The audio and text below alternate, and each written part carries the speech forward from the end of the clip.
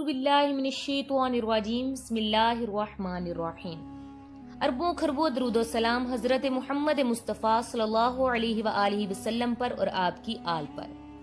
The knowledge factory کے ساتھیوں، السلام علیکم ورحمۃ اللہ وبرکاتہ۔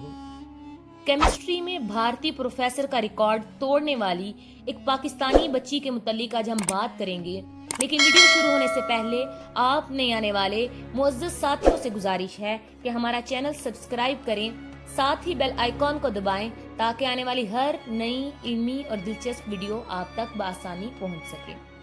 ناظرین کرام، 9 سالہ نتالیہ نجم نے پیریوڈک ٹیبل بنانے کا ریکارڈ 2 منٹ 42 سیکنڈز میں مکمل کیا، جبکہ بھارتی پروفیسر میناکشی اگروال نے یہ ریکارڈ 2 منٹ 49 سیکنڈز میں بنایا تھا۔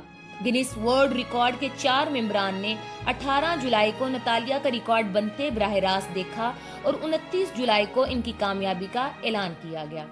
پاکستان کی ایک 9 سالہ طالبہ نتالیہ نجم نے کیمسٹری کے شعبے میں پیریوڈک ٹیبل بنانے کا بھارتی پروفیسر کا ریکارڈ توڑ کر یہ عالمی اعزاز پاکستان کے نام کر دیا۔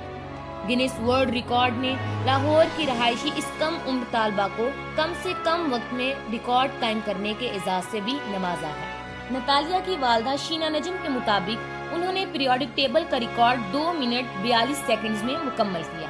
نتالیہ نے بھارتی کیمسٹری پروفیسر میناکشی اگروال سے 7 سیکنڈز کے فرق سے ریکارڈ بنایا ہے۔ میناکشی اگروال نے 2 منٹ 49 سیکنڈز میں پیریوڈک ٹیبل کا ریکارڈ بنایا تھا۔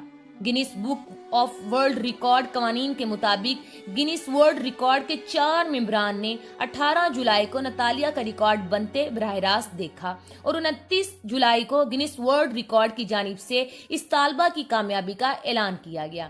والدہ کے مطابق نتالیہ نجم مستقبل میں بائیو کیمسٹ بننا چاہتی ہیں۔